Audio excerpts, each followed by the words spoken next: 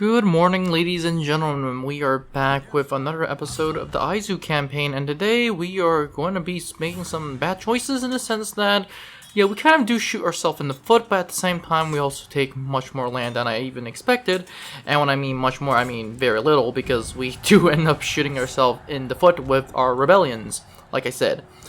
In terms of what happened last turn, well, watch that video, but of course, we had to put down a rebellion, and we also had to go west, because the enemies are just swarming, and now, an example of me shooting at myself is right here. I decided to go to war with the Nagaoka, and instantly what happens is that the Nagaoka are allied with the Nagaoka to absolutely no surprise, and the first thing I have to do to ask the Nagaoka is to break their agreement, and they do that, well, quite half-heartedly, because I do have to pay them a lot.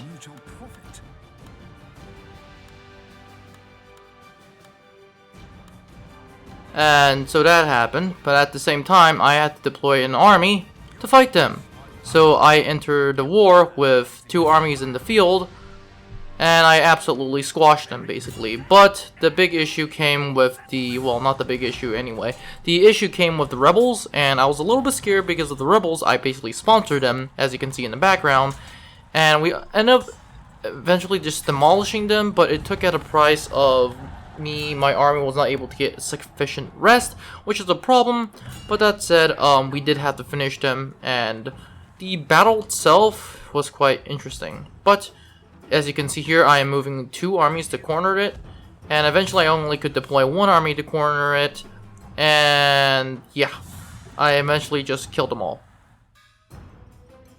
As you can see in the battlefield, these are my new black turtle, or should I say white snake infantry. These are essentially samurai with guns, and I mean, they're better guns than most guys would think. But in the entire battle, I just pinned them down in the center and have my guys shoot them down in the center. And I basically just had my flanks charged with cavalry and melee infantry, which worked to success. Literally Shaka Zulu tactics, if you guys know what I'm talking about. And with the Black Snake Infantry, or should I say Black Snake Raiders, getting a few kills left and right, 200, which is not bad at all. But that said, this was a victory. My troops weren't able to get a lot of rest because the rebels I sponsored was kind of a pain of not giving rest. It wasn't a big issue, but right now I am also moving down, should I say, not down, but down south, or should I say down west. And I eventually just go to war with this faction, which is very, very interesting, because I don't even bother to learn their name, and I'm just gonna crush them really quick. But while we're doing that, I do coerce some troops, and I'll given the decision whether to declare war on them right now, and I decided to declare war on them right now, and I instantly declare war on them, and their troops join me. Well, some of them at least. There is a massive army in the center, which is quite interesting because that massive army is going to be crushed by my 2 armies. But seeing how that turn is already over and I have 2 armies and which 1 army can't even move, I decide to hold my turn but send an army into their territory because that army is almost fully replenished, so I'm just going to attack. And as you can see, the entire army is moving forward. I am deploying a lot more troops than I should, which is a very good thing because I even have monks and essentially ninjas, which are very, very interesting. And I was expecting to catch an army at the bridge, so I can have a bridge battle, but they retreat, which is probably the smart decision to do, but at the same time also the dumb decision, because I wasn't able to fight a bridge battle. On the other hand, my troops are not advancing too quickly ahead of each other, because once they do advance, they're going to be taken out slowly, and by the next turn, I'm just going to deploy my entire army to finish them off. Now, I was hoping the enemy would tally out, which was probably the dumb decision for them, but they don't, so I do end up staying 2 or 3 turns outside the city, and the enemy army outside isn't going to do much, so I thought, if you're going to assault me, I'm just going to assault your city, but at the same time, I'm going to pin your city down, and I'm just going to have your army on the outside be scared away by my armies. Well, should I say 3 armies. My 3 armies ended up just sieging the city, and we just basically auto-resolve it because I am more than sure that we're going to win, and I just saved just to be in case. Not that I use saves a lot, but we just automatically demolish them, and we win pretty much a decisive victory, or should I say close victory, because some of our melee units do take horrendous casualties. Well, I say some. Most of them are now, some of them, or should I say, are down to 50%, which is not bad, but at the same time not good, because I do need to get my army up. At the same time, I'm entering negotiations with the Nagaoka to essentially cancel their alliances with the northern and eastern and western factions to my direct vicinity. And what that allows us to do is to declare war on them. And what I'm going to do instead is just going to offer them money, which appears that they don't want, so I was a little bit confused, and I realized the secret was to essentially, yeah, give them even more money. So these faction, essentially this faction, and I'm just going to declare war on them. I'm going to call my allies to war, because I fear the Nagaoka are also going to join them and create their alliance, which doesn't happen, but if the AI does, I'll be a little scared. Also, not to mention the fact that I did sponsor another rebellion in their city, and what's going to happen after that, I'm going to take their city, and those rebels are just going to attack me, which is very unfortunate, because they literally attack me on the next turn, which is really a problem. As you can see right now, the rebels that I sponsored with my Shinsengumi decides to attack me, and although the position is quite bad, we are able to manage to hold them off with a desperate cavalry charge by time, not only because my troops are in a very good position, but because by sallying out, I hold some of the enemy, and the enemy rebel army is quite spread out, which means my archers are also going to have an easier time just killing them. And the amount of archers I have is quite insane. I have 4 units of archers, which is, although not insanity, is able to fire very quickly, as you can see right here. And in the center, we're able to use our choke points to essentially choke our enemies to a place in which we can kill them faster. And on the other side, we can literally just keep holding and holding until the enemy arrives. Not to mention my guys are in Yari wall, which makes it better. On the other hand, the enemy army is finally routed, which is amazing, and we just continue on with the entire decisive victory that I wanted, and we continue marching west, which is very important, because the more west we go, the farther I want to expand. Essentially, I want to get a direct route to the western provinces of Japan, which I really do need, and when I really do need them, I'm intending to take them as soon as possible, or should I say as quickly as possible. It basically opened up the way to Kyoto, which is very important.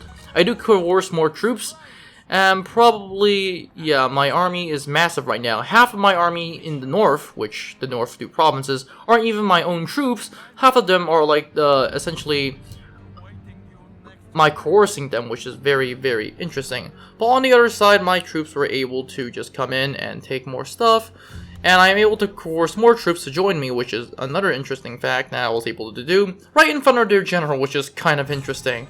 And the enemy army is coerced, I am deploying even more troops, and as you can see, during this entire campaign in this province, I'm only using coerced troops, but in the south, I have to deal with a large army, so basically, what you just saw was behind enemy lines.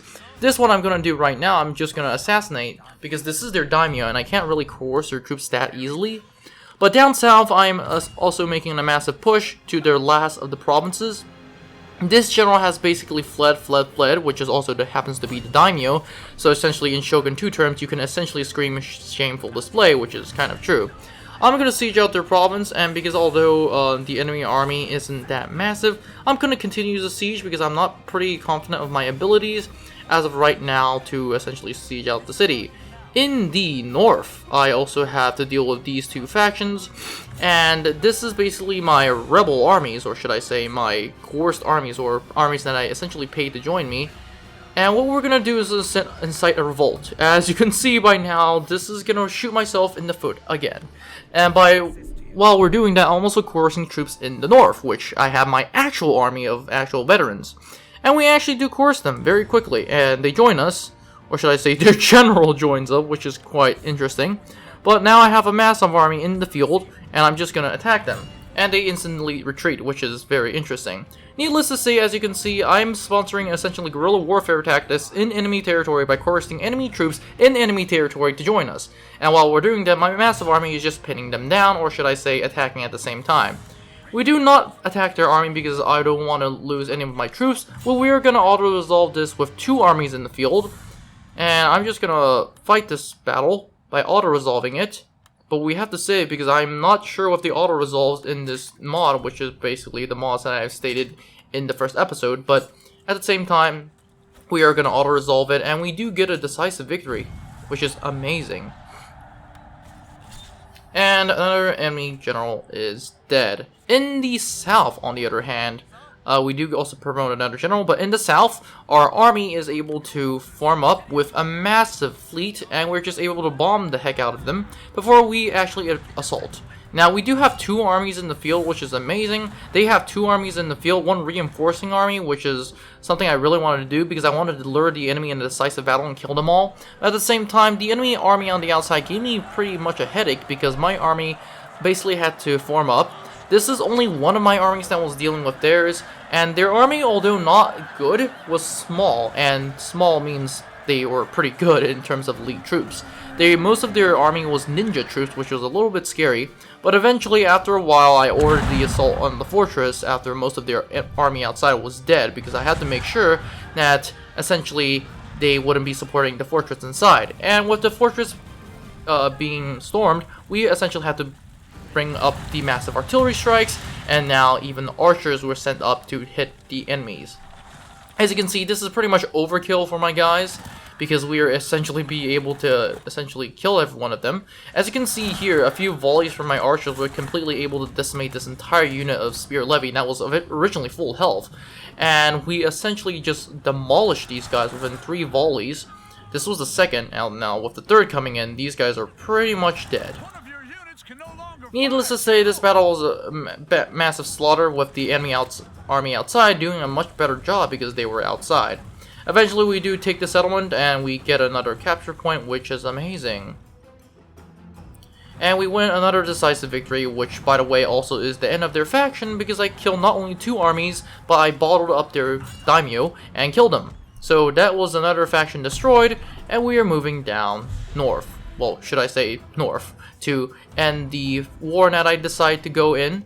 And the reason why I decided to go in this war against a 3-front war, essentially, was because I needed to take land and move west to fight the actual rebels, which are the Satsuma, the Choshu, and the Tosa, of which they're going to be very hard to deal with because they have Western army and I basically have not.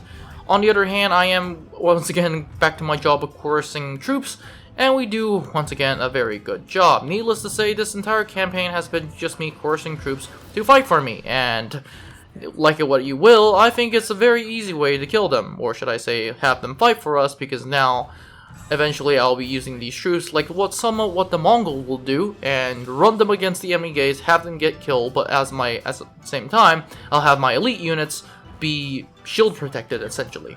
But, as of right now, I do need these guys to take settlements, and yeah, our massive army is able to essentially scare away this army. And at this point, I'm just going to ignore this army. I'm going to treat this army like a fortress, and I'm just going to go for the city itself. And once the city is taken, this army is in pretty much bad shape. But, to my absolute surprise, we're going to continue the assault, and to my absolute surprise, this settlement is actually much more easy to take, because we have a lot of interesting stuff. One of them is the heavy artillery, as you can see right here. I was able to shred this army in half, which is very, very unfortunate. And not to mention the fact that I have more and more artillery just pinning them down, essentially. Well, once again, more artillery just pinning them down, like I said. Another interesting thing is that with Shogun 2 is that you can break the walls of the city, and all those guys on the walls are just gonna die, as you can see eventually very quickly right here.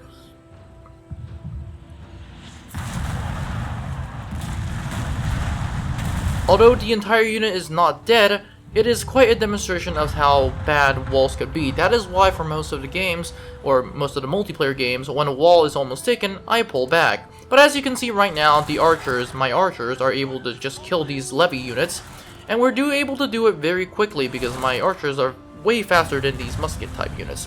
Eventually we do storm the keep, and essentially we do use fire arrows to scare them off. Not that it really matters, it's just for cosmic effect, because these guys will not break no matter the situation because they are at the keep. So we just keep firing arrows at them, trying to kill them as quick as possible. Eventually, I do order my guys to charge in, and although they do have gun units, my guys are actually very good at melee, and they're just gonna eventually defeat them. We eventually do pull some of our guys out, but at the same time forming them up in shield wall, and this is what happens. The entire enemy army is gonna get killed. And the faster the better, because this army is pretty much defeated, and now all we have to do is to take the settlement. And as you can see, I'm deploying everything to fight against the last remnants of the enemy, which do eventually fall, and we take another province. Now, the entire goal for us right here is to deploy 2 of our armies to storm them, which is amazing. Now we have 4 armies in the field, with a lot of supporting armies which are generalists, but they will do their job. But that's it, that's all it for this video. In the next episode, we go west, and we actually prepare to fight the Satsuma and the Tosa. But that's it, have a great day guys, and I'll see you in the next one.